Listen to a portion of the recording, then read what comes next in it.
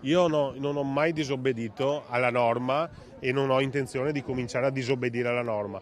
Credo però che la politica da questo punto di vista una riflessione debba farla. Nessuna disobbedienza, come invocato dal presidente dell'Anci Nazionale Antonio De Caro, ma il sindaco Mario Conte conferma la linea sul tema ormai balcanizzato delle trascrizioni anagrafiche dei figli delle coppie omogenitoriali. Io credo che sia doveroso anche in questo caso mettersi a discutere se sia legale o non legale la maternità surrogata, ma nel momento in cui in alcuni ordinamenti dell'Unione Europea questa pratica è legale e il bambino, quindi un cuore e un'anima, si presentano davanti agli sportelli dell'anagrafe, io credo che il cuore dei sindaci debba rispondere che prima di tutto viene la tutela dei bambini. Posizione chiara e che ha spiazzato anche alcuni leghisti che tirano in ballo il recente ok del governatore Zaia e della sua giunta alla realizzazione di un centro regionale per il cambio di sesso a Padova. Io rispetto le dichiarazioni di Conte piuttosto che del presidente Zaia che di qualsiasi altro esponente politico su questi temi, però sono temi loro personali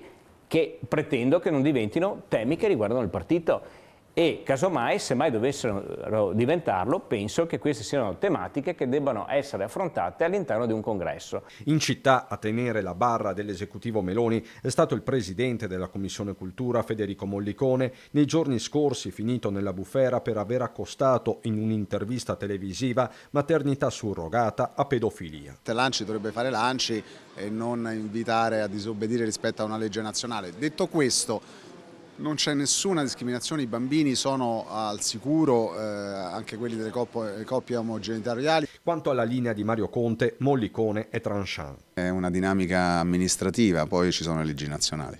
Da Venezia interviene anche il ministro alla giustizia, il trevigiano Carlo Nordio, rivestendo i panni del giurista. È un tale procedere veloce della tecnologia che vede la legge sempre in ritardo, quindi giusto fare delle leggi, doveroso ottemperarle, ma elaborarle con criteri razionali e senza lasciarsi trascinare dall'emotività. Emozioni o no, per il Partito Democratico si attaccano i diritti per nascondere la polvere sotto il tappeto. Il governo Meloni in difficoltà su tanti altri fronti sta provando ad aprire questo fronte ideologico, identitario per provare a distrarre le attenzioni su questo, ma è evidente che ci stiamo allineando a paesi come Ungheria e Polonia sul tema dei diritti civili e la situazione è preoccupante. Di certo il dibattito ben si presta alla campagna elettorale di primavera, tenta una via propria il terzo polo. Vogliamo rendere più rapide e più semplici e più facili le adozioni, l'adozione in casi speciali? Io per esempio sono favorevole, sono d'accordo, ma naturalmente non mi si chieda di violare la legge perché su quello non sono d'accordo. Quindi la trascrizione automatica in realtà è una trascrizione in violazione della legge.